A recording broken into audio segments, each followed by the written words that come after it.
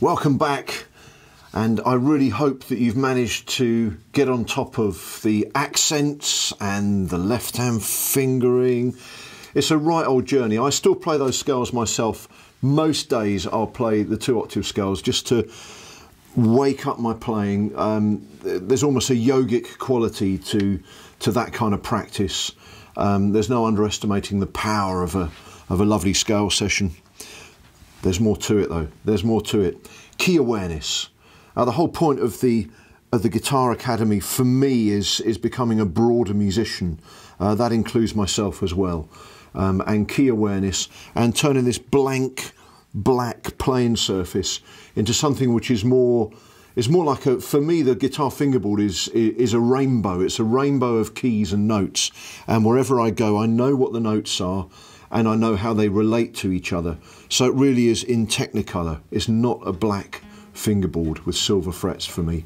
It's more than that, and it's a lovely thing to use scales to try and unlock your knowledge of keys and to really feel what key you're in as you play. You probably think I'm a crazy man. And what I'm going to do is play that sequence for you without the accents, and underneath we're going to flash up the music on staff notation of the 2-octave scale, and you'll see that each time I change position the key changes, and you can tell that the key changes by looking at the key signature. Over on the left hand side by the treble clef you'll see either a sharp, which looks like a hashtag, or a flat, which looks like a tadpole, or several sharps and several flats.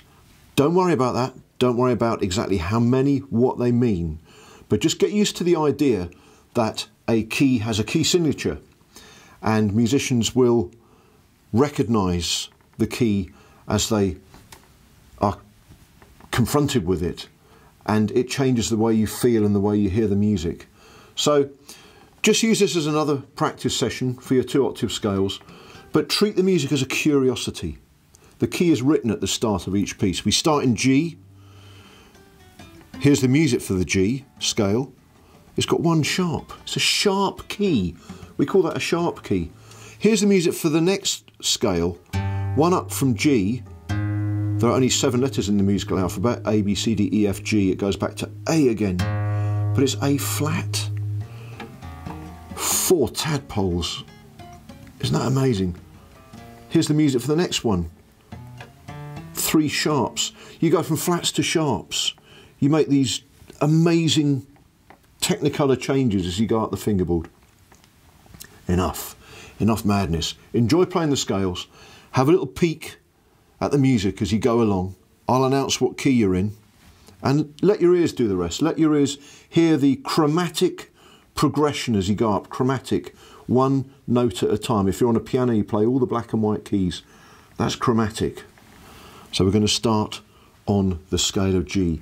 You should know these thoroughly. No accents, a little bit faster. So, and we're playing at MF, moderately loud, mezzo forte. And we're going to make that change each time. We're going to go up a semitone with that perfect little switch where the thumb comes up. That's the idea, but with the music and the keys. We're going to start, ladies and gentlemen, in the key of G major, one sharp. Here we go. 1 and 2 and index, middle. Keep that alternation going as you go through the scale.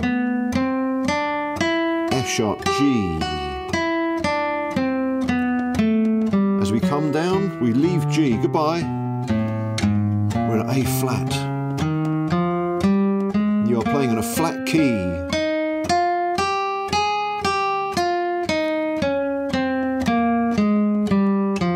Here we go again. Bye-bye flats.